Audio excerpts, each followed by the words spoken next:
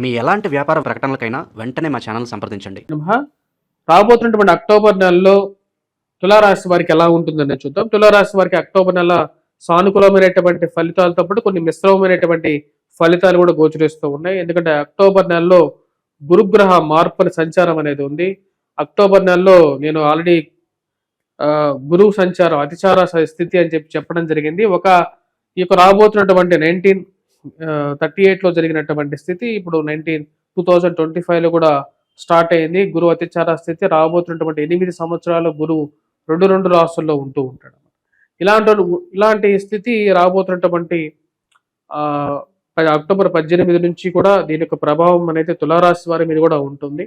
భాగ్యస్థానంలో సంచారం చేస్తున్నటువంటి గురువు రాజ్యస్థానంలోకి రాబోతున్నాడు. కాకపోతే 1-2 నెలల పాటు దీని యొక్క ప్రభావం అనేది ఉంటుంది. దీని గురించి సపరేట్ వీడియో కూడా చేయడం జరిగింది. కావాలంటే మీరు ఛానల్లో చెక్ చేసుకోవచ్చు. రాశిలో ఉండేటువంటి వారికి ముఖ్యంగా అక్టోబర్ నెల అనేది సానుకూలమైనటువంటి ఫలితాలతో కొంచెం స్టార్ట్ అవుతుంది. ముఖ్యంగా వచ్చినప్పటికీ దూర ప్రాంత ప్రయాణ సంబంధితమైన విషయాలు కొన్ని ముడిపడతాయి. అదేవిధంగా బంధువులు స్నేహితులతో కలవటం, మానసికమైనటువంటి సంతోషంగా గడపటం అనేది జరుగుతుంది. ఈ రాశిలో ఉండేటువంటి వారికి శుక్రుడు యోగకారకమైనటువంటి స్థితిలో ఉన్నాడు. ఫైనాన్షియల్ గా ట్రాన్సాక్షన్స్ జరగటం, రొటేషన్ అనేది సానుకూలపడటం అనేది ఒక మంచి పరిణామంగా చెప్పొచ్చు. ఈ రాశిలో ఉండేటువంటి వారికి షష్టముల సంచారం చేస్తున్నటువంటి శని యోగకారకమైనటువంటి ప్రశాంతమైనటువంటి జీవితాన్ని ఇవ్వగలుగుతున్నాడు. ఈ రాశిలో ఉండేటువంటి వారు దుబారా ఖర్చు విషయంలో జాగ్రత్తగా ఉండాలి. కావలసినటువంటి వరకే డబ్బు ఖర్చు పెట్టడానికి ఎక్కువగా ప్రయత్నం చేయాలి. అనవసరమైనటువంటి వృధా ఖర్చుని దుబారా ఖర్చుని తగ్గించుకోవడానికి ఎక్కువగా ప్రయత్నం చేయండి. దుర్జన సాంగత్యం, అనవసరమైనటువంటి వారితో అంటే ఎవరైతే దుర్జనులు ఉంటారో వారితో సావాసము అనవసరము, అదేవిధంగా వారితో విరోధము మనకు అనవసరంగా చెప్పడం జరుగుతుంది. అదొక సూచనగా చెప్పడం జరుగుతుంది. ఈ రాశిలో ఉండేటువంటి వారు ముఖ్యంగా మోసపూరితమైనటువంటి మాటలు అనేది నమ్మద్దు. అనవసరమైనటువంటి కోపతాపాలకి దూరంగా ఉండాలి. ముఖ్యంగా వైవాహిక జీవితంలో జీవిత భాగస్వామితో సత్సంబంధాల విషయంలోనూ ప్రేమ సంబంధితమైన విషయాల్లోనూ జాగ్రత్తలు అనేవి తీసుకోవాలి. జన్మరాశిలో కుజగ్రహ సంచారం అనేది జరుగుతుంది. దీని యొక్క ప్రభావం అనేది ఈ రాశి వారికి ముఖ్యంగా ఈ యొక్క విషయాల మీద ఎక్కువగా ప్రభావం అనేది ఉంటుంది. రాశిలో ఉండేటువంటి వారు ఆ విషయాన్ని గమనించాలి. అదేవిధంగా రాశిలో ఉండేటువంటి వారికి శుక్రుడు యోగకారకమైనటువంటి స్థితిలో ఉన్నాడు. రాబోతున్నటువంటి నెలలో అక్టోబర్ 10వ తారీఖున తన యొక్క మార్పు అనేది మంచి వ్యయ స్థానంలోకి జరుగుతుంది. దాని ద్వారా వచ్చినప్పటికీ ఫైనాన్షియల్ గా రొటేషన్ అనేది బాగా కలిసి రావటం అనేది జరుగుతుంది. అదేవిధంగా హెల్త్ పరంగా వయోవృద్ధులకి సానుకూలమైనటువంటి ఫలితాలు అక్టోబర్ 18వ తారీఖు వరకు కూడా పొందగలుగుతారు. పిల్లల యొక్క ఎదుగుదల, సానుకూలమైనటువంటి ఫలితాలు, విద్యార్థులు విద్యా సంస్థల్లో పనిచేస్తున్నటువంటి వారికి కూడా సానుకూలమైనటువంటి స్థితి గురువు యోగాన్ని ఇవ్వగలుగుతాడు.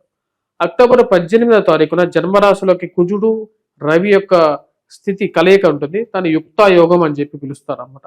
యుక్తాయోగం అనేది ఇక జన్మరాశిలోనే జరుగుతున్నది. ఇక జన్మరాశిలో ఎప్పుడైతే రవి కుజుడు కలిసి ఉంటారో స్ట్రాంగ్ డిటర్మినేషన్ గా ఉంటారు అన్నమాట. అంటే ఏదైనా సరే ముండి పట్టుగా బలమైనటువంటి సంకల్ప దీక్ష అనేది స్టార్ట్ అవుతుంది. కానీ జన్మరాశిలో కుజుడు రవి కలయిక వల్ల ఈ రాశిలో ఉండేటువంటి వారికి కోపతాపాలు అనేవి కూడా అదే విధంగా చాలా ఎక్కువగా ఉంటాయి. ఏదైనా సరే మనకు కావాలి అంటే అది మొండి పట్టుకొని చిన్నపిల్లల్లాగా మాకు అదే కావాలి అనేటువంటి కొన్ని కోపతాపాల కోసం వెళ్తారు. అది కొన్నిసార్లు మంచిది అవుతుంది. ఎందుకంటే చేయాలనుకున్నటువంటి పని మీద పట్టు ఉన్నప్పుడు దాన్ని ఏదో విధంగా సాధించడం అనేది ఒక మంచి పట్టునిస్తుంది.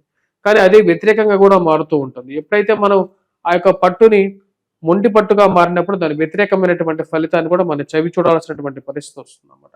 కాబట్టి ఆ విషయంలో జాగ్రత్తగా ఉండండి.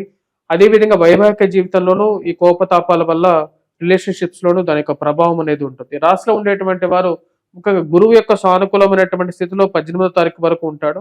రాజ్యస్థానంలోకి ఎప్పుడైతే గురువు యొక్క మార్పు జరుగుతుందో 3/4% వచ్చినప్పటికీ సానుకూలమైనటువంటి ఫలితాలు తక్కువగా ఇస్తాడు.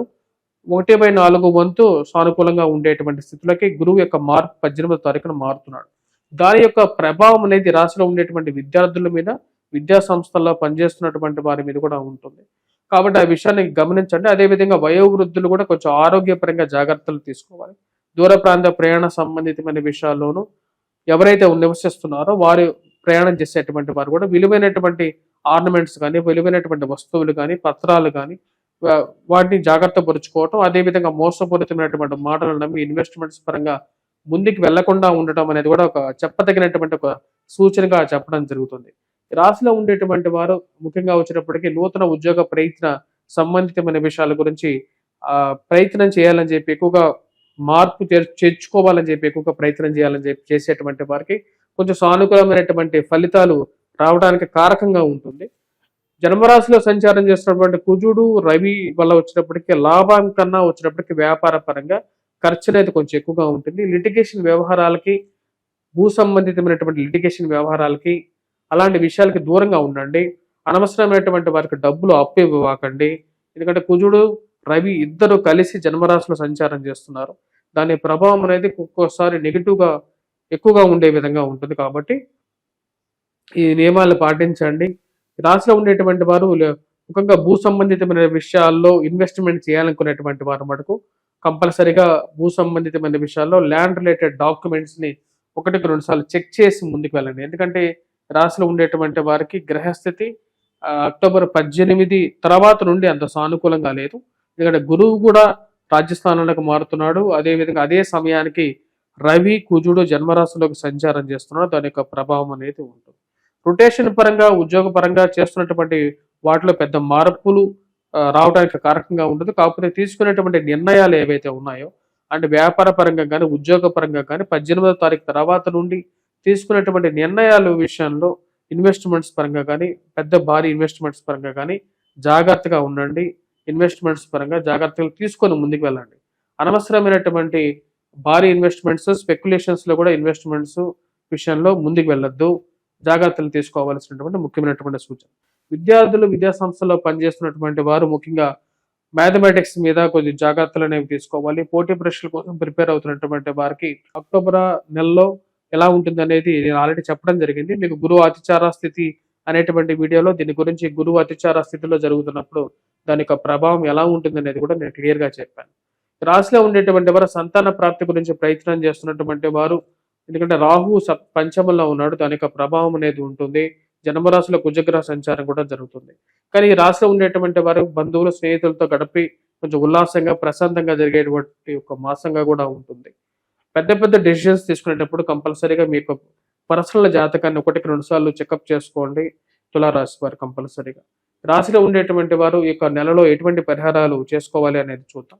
ఈ రాశిలో ఉండేటువంటి వారు ఈ యొక్క నెలలో ముఖ్యంగా వచ్చినప్పటికీ గురుగ్రహ మంత్ర జపం చేసుకోవటం, అదేవిధంగా మేధ దక్షిణామూర్తి శ్లోకాన్ని పఠించటం, మరియు అదేవిధంగా వచ్చినప్పటికీ హనుమాన్ చాలీసా పఠించడం, హనుమాన్ దేవాలయ దర్శనం, హనుమంతుడికి సింధూరాన్ని సమర్పించండి.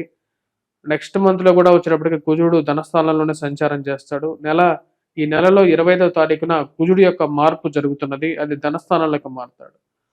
దాని యొక్క ప్రభావం కూడా వచ్చేటప్పటికి అంత సానుకూలంగా ఉండదు. కాబట్టి రాశిలో ఉండేటువంటి వారు ఆ యొక్క పరిహారం కూడా చేసుకోవాలి. హనుమంతుడికి సింధూరాన్ని సమర్పించి ఆ యొక్క సింధూరం నుంచి కొంత సింధూరాన్ని తీసుకొని ప్రతినిత్యం పెట్టుకోండి.